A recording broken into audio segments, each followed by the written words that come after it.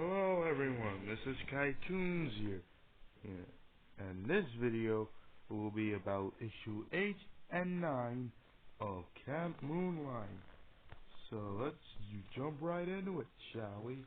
Let's start with issue 8. Lost Treasure on Rotten Island. Chapter 1, The Map. It was a sunny day at Camp Moonlight. Tyler, Mark, Dennis, and Rick were looking through the lost and found box. Then Tyler found the map in the box. Tyler suggested we should show this to Dimly. So they went over to Dimly. In Chapter 2, A Lost Treasure, Dimly Spookerson said, "Hello, campers. Is there anything you want?" Tyler said, "Well, we found this map in the lost and found box." Dimly shouted, "Let me see that." And Dimly looked at the map. Dimly said, "This map leads to a treasure on Rotten Island." Mark suggested, "So we should go on a treasure hunt." So they got the boat, put it on the Rotten River, and went looking for the treasure. Chapter 3, Obstacle Overload. They managed to get past River Rock. Oh no, it's River Rock. They escaped the crocodiles of Croco Cave. They don't want to get bit again. And they found a shipwreck. Look, the shipwreck was about to fall on them. Oh no, we're gonna get crushed. But they dodged it just in time. Phew, that was close. Chapter 4, Attack of the Birds.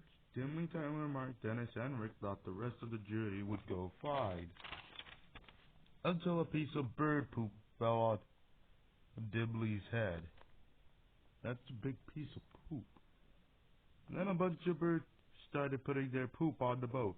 Uh-oh. Oh, look, it's those birds from book 4, I think. Probably not too happy with them after just defeating them and ruining their plan to take over Kernsdale, but oh well. But they escaped it just in time. Chapter 5, Just Go East. Tyler asked Dimly, "Are we lost?" Dimly answered, "We're not lost."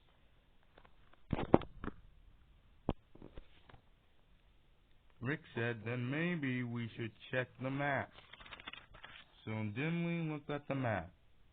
Dimly said, "I think we just need to keep going east." So they just kept going east. Chapter 6, Reaching the Island. 5 minutes later, they got to Rotten Island. Yay, we're finally here. They got out of the boat, but Rick's leg got stuck in the boat. "I'm stuck." So they tried pulling him out, and he came out of the boat. Chapter 7, The Guardian of the Treasure. Dimly, Tyler, Mark, Dennis, and Rick started to explore the island. They found a person guarding the treasure. So Dimly quietly snuck over to the tree and took the treasure chest. Chapter 8, The Chase. When the Guardian turned around, the treasure was gone. The treasure chest was gone. How did he not hear them? He spotted the boat who floating away with the treasure chest.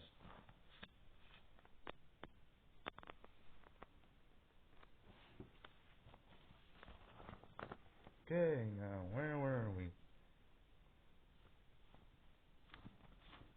He spotted the boat floating away with the treasure. The Guardian started swimming after them. But then they found the geyser. The geyser blasted them up, and they landed safely in the river. Chapter 9, The Return of the Beast. The Guardian shouted, "Where is the treasure?" The beast of the Rotten River was sleeping right next to the treasure. the beast also makes a return in this. He tried taking the treasure, but when he was about to get it, but when he was about to grab it, the beast woke up with a growl at him. He picked up the gun and then swallowed him. Then the beast closed its mouth. Oh wow! Hell, we're not even halfway through the thing at all. We're not even halfway through the series and already there's a body count. Someone died. So let's see. The body count 1. And he looked at Dibley, Tyler, Mark, Dennis, and Rick. Chapter 10, A Ride Home. The Beast, they carrying Dibley, Tyler, Mark, Dennis, and Rick back to camp. They put them on the shore and swam back to the river. I would say the clones also died, but really they just disappeared. So yeah. Chapter 11, A Priceless Reward. So they returned the boat to the bunker. They went to the treasure chest to see what was inside of it. Inside the treasure chest was lots of meat. Yep, meat. I thought meat was a better treasure than gold. What was my 10-year-old self thinking? They each took a piece of meat. And they ate the meat. So they spend the rest of the day eating meat. When they get sick, because they're pretty sure the meat's raw. Probably needed to cook it first. It's Tyler licking his lips at the box of meat. Okay, that was book 8. That was issue 8. Now we're gonna go to issue 9. Extraordinary Election. Yes, we're doing politics now. Whoop-de-doo. Chapter 1, Election Announcement. It was a sunny day at Camp Moonlight. Tyler, Mike, Dennis, and Rick were drinking a glass of water. Dimly ran up and said, "Campers, I have news. Again. And mad because he did the same thing in issue 4 and 5. Dimly shouted, "No, this time it's important." Dimly said, "Come with me to the town hall." And they went to the town hall. The mayor and another guy were fighting. Chapter 2, Council War. They were arguing back and forth. "I'm the mayor, you are not." "No, I want to be mayor." The guy said, "Then we shall have an election." And they shook hands for the election. May the best man win. And you're probably also wondering, how does a 10-year-old know what an election is? Probably from cartoons. Something. Chapter 3, A Stunning Article. Back at the camp, Tyler, Mike, Dennis, and Rick were playing catch. Dimly shouted, "Campers, news. Are you kidding me?" They looked at the new article. Mayor Mania. Mr. Michael Stein is in the lead of the election. Tyler screamed, "John Washington is going to lose." And with no time to waste, they went to the town hall. Chapter 4, The Election. At the town hall, on a desk were John Washington and Michael Stein. Mr. Stein said, "Let's check the votes." So they checked the vote.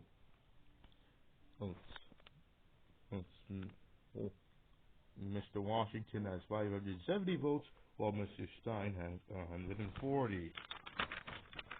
Mr. Stein said, "I have a surprise for you all." A robot appeared out of nowhere and started chasing everyone in sight.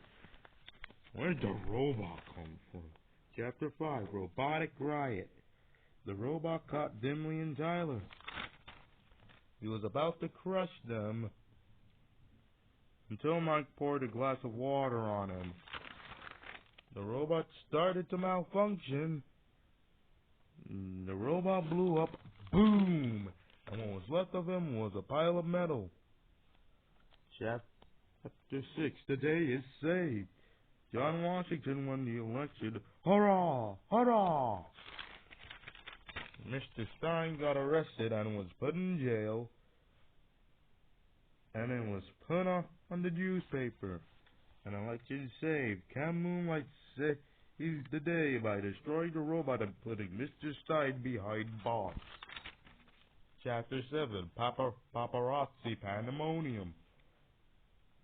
Soon the cap went from this much paparazzi to this much paparazzi. There were cameras everywhere, and they were taking away quality time. Chapter 8, A Genius Plan. At the Kernsdale police station, Mr. Stein said, "I'll sue the camp." He said, "Then I'll take the cap and they will be sent to jail." What kind of a plan is that? And he stood there with an evil smile. What do you need the cap for? Chapter 9, Getting Sued. There were paparazzis everywhere. Then for some strange reason, they got sucked into the van. Or should I say a van. The van went out of the camp. The van arrived at the courthouse and put Dimly and Tyler on a desk. You know, my mom watched a lot of Judge Judy back then, so that's how I know of courthouses and stuff. Chapter 10, The Judgment. The judge was Ross Rinder. Mr. Stein announced, Mr. Rinder, Captain Moonlight is guilty for sabotaging. Dimly shouted, "Objection! It's not us. We have proof." But you clearly tell I didn't know how this actually worked. Dimly gave the judge an article from the news. The judge read the article. The judge doesn't read the news. That's kind of stupid. It wouldn't use the valuable evidence. He announced, Camp Moonlight is guilty, and Mr. Stein will be put back in jail. And they took Mr. Stein away. I'll be back. A limo was driving the 5 friends back to the camp. The limo dropped them off and started driving back. Tyler said, "I wonder what will happen next." Now, let's see about the author page. It's the page that says, plus there's more.